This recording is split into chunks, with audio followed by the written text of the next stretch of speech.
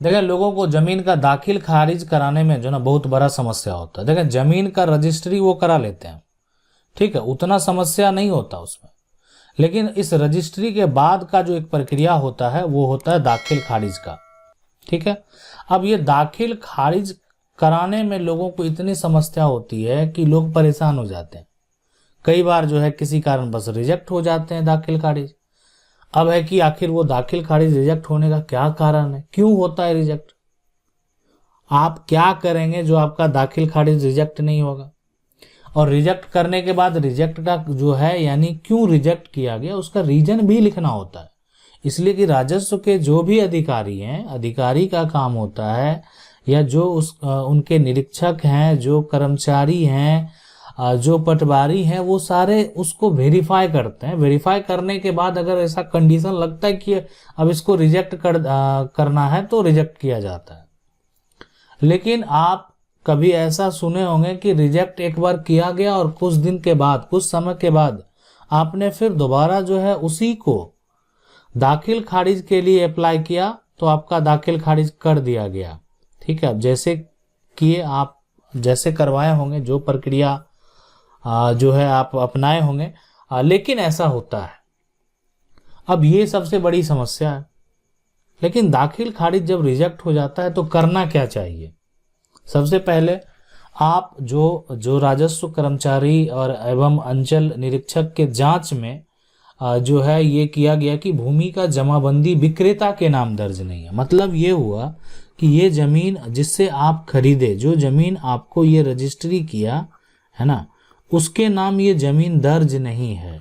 अब हो सकता है जिसके नाम दर्ज होगा वो और बेचने वाला उसका बेटा हो सकता है, कोई बड़ी बात नहीं है। तो भी ऐसा नहीं है कि वो रजिस्ट्री वैलिड नहीं है।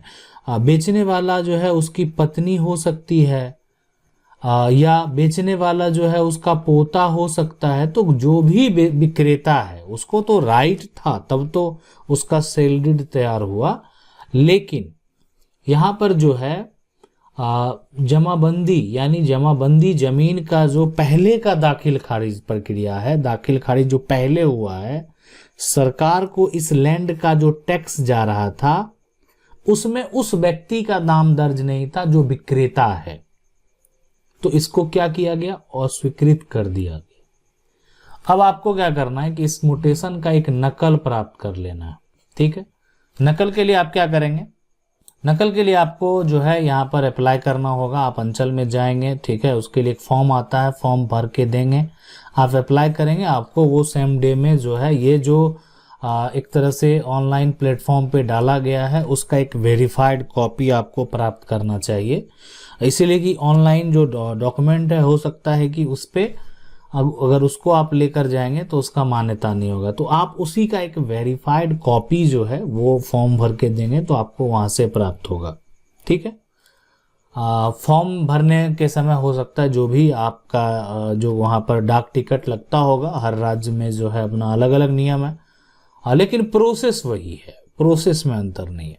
आप भर के देते हैं, उसके बाद जो है आपको नकल प्राप्त हो जाता है। नकल को लेकर, इसलिए कि मोहर लगा हुआ वहां पर, एक वेरीफाइड नकल है, वो आप लेकर जो है फिर आप जो अंचल स्तर पे आपका सारा प्रक्रिया हुआ तो आप क्या करेंगे? अनुमंडल स्तर पे इसको चैलेंज करेंगे, ठीक है। अनुमंडल जो है यहाँ पर में आप इसको चैलेंज करेंगे और आप यहाँ पर जो है आपका साथ ये समस्या है तो अपने मोटेशन के लिए जो रिजेक्ट कर दिया गया आप ऊपर जाएंगे। तो ये प्रक्रिया लोग करते हैं। लेकिन कुछ समय बाद अगर उसी जमीन का, उसी प्लॉट का जो है मोटेशन कर दिया जाए और उसमें मेंशन कर दिया जाए कि वर्तमान जमीन पर आवेदक का दखल है। सीधी सी बात है, आपने जमीन को खरीदा तो आपको दखल प्राप्त हो गया, वर्तमान में अभी आप उस पोजीशन पर हैं। लेकिन जो यहाँ पर प्रतिवेदन प्राप्त हुआ कि किसी ने कोई आपत्ति नहीं की, तो आपने जमीन खरीदा, कोई विवाद नहीं है तो आपत्ति कोई दर्ज नहीं कराया।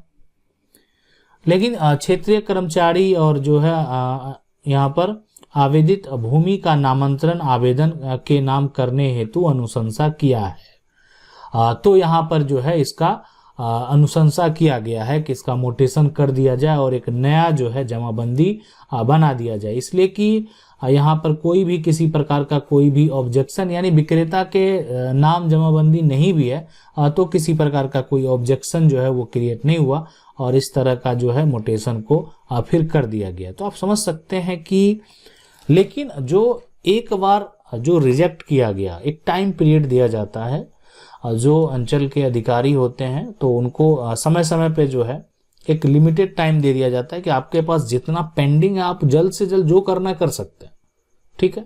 या तो आप उसको रिजेक्ट करें, नहीं तो आप उसको जो है अगर आप क्लियर करना चाहते हैं, सब कुछ सही लग रहा है तो आप उसका मोटेशन कर दें, लेकिन जो करना है एक टाइम पीरियड दे दिया जाता है ताकि लोगों को जो है ऐसा नहीं कि आज अप्लाई किया और 2 साल बाद उनका नंबर आ रहा है। एक समय सीमा के अंदर 1 से 2 महीने के अंदर जो है अगर ज़्यादा मोटेशन के लिए आपके क्षेत्र में अप्लाई हुआ है तो आपका नंबर जो है आपको मिल जाएगा, यानी जल्द से जल्द जो है उसको करना है। तो इसीलिए अगर आपका देखें मोटेशन नहीं हो रहा है, ठीक है, तो वो तो कराना बेहद जरूरी है। देखें मोटेशन जो है, सेल डीड आपका तैयार है, आपने रजिस्ट्री करवा लिया, लेकिन अगर आपका दाखिल खारिज नहीं हुआ तो आज आप अपने जमीन का जो है टैक्स नहीं दे रहे, सरकार को टैक्स नहीं दे रहे हैं तो आपके नाम ही नहीं हुआ है ना। अभी भी टैक्स जो है उस जमीन का कौन पे करेगा? विक्रेता ही पे करेगा। इसलिए ठीक है, आप यानी 2 जगह है, आपने निबंधन कार्यालय का जो भी रजिस्ट्रेशन का प्रोसेस है आपने उसको फॉलो किया है ना, सारा रजिस्ट्रेशन का प्रोसेस आपने किया, लेकिन मोटेशन का प्रोसेस आपने नहीं किया। तो अगर रिजेक्ट होता भी है और आप ठीक है आपने दोबारा अप्लाई भी किया तो भी आपका रिजेक्ट कर दिया गया, लेकिन एक बार ही अगर रिजेक्ट वो हो जाता आपको तो आपको क्या करना, उसका एक नकल प्राप्त करके अनुमंडल में जो है केस फाइल करना। अगर अनुमंडल से भी नहीं होता है तो जिला कलेक्टर के पास आप केस फाइल करेंगे।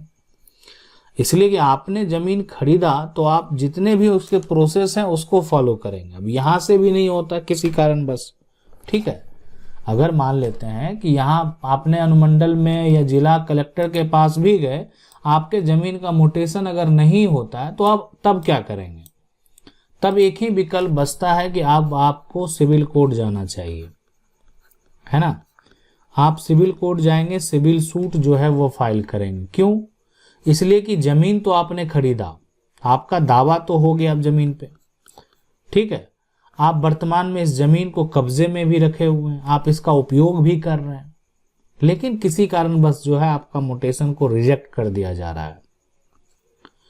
इसलिए रिजेक्ट किया जा रहा है कि जो विक्रेता है उसके नाम जमाबंदी नहीं है। देखें, विवाद अगर है तो सिविल कोर्ट जाएंगे तो भी आपको फायदा है, विवाद नहीं है सिविल कोर्ट जाएंगे तो भी आपको फायदा है।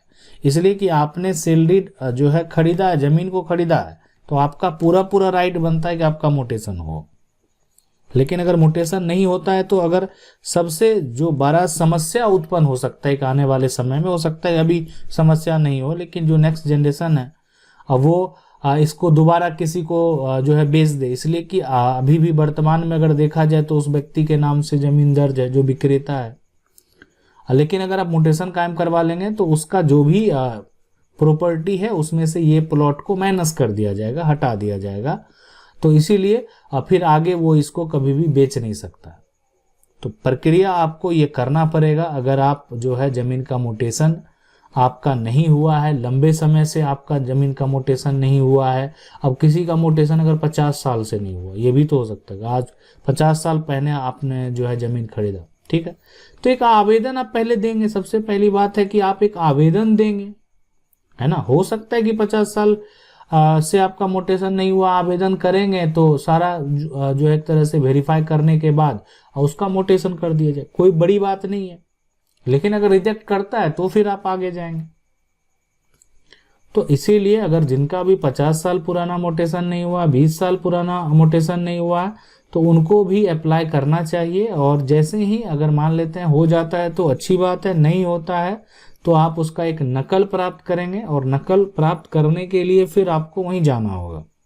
आप अंचल जाएंगे, अंचल के जो भी वहाँ पर स्टाफ है वहाँ पर अप्लाई करेंगे, और अप्लाई करने के बाद एक नकल प्राप्त करेंगे, और नकल प्राप्त करने के बाद जो है आप केस फाइल कर पाएंगे। इसीलिए कि आपके पास प्रूफ होना चाहिए कि आखिर जो मोटेशन, साथ में अगर आप चाहें तो जमीन का इंफॉर्मेशन का भी फॉर्म भर सकते हैं। ठीक है, इंफॉर्मेशन के फॉर्म से क्या होता है उसको भी हम आगे कभी डिटेल से बताएंगे कि अगर आप इंफॉर्मेशन का फॉर्म भरेंगे तो आपको क्या प्राप्त होगा, अगर आप इंफॉर्मेशन निकालेंगे तो आपको क्या मिलेगा, और उस इंफॉर्मेशन के कॉपी का कितना मान्यता है। आशा करते हैं वीडियो अच्छा लगा होगा। वीडियो को लाइक जरूर कर दें। चैनल को पहली बार देख रहे हैं, सब्सक्राइब करके जो बेल आइकन है उसको जरूर दबा लें। मिलते हैं अगले वीडियो में, तब तक के लिए जय हिंद।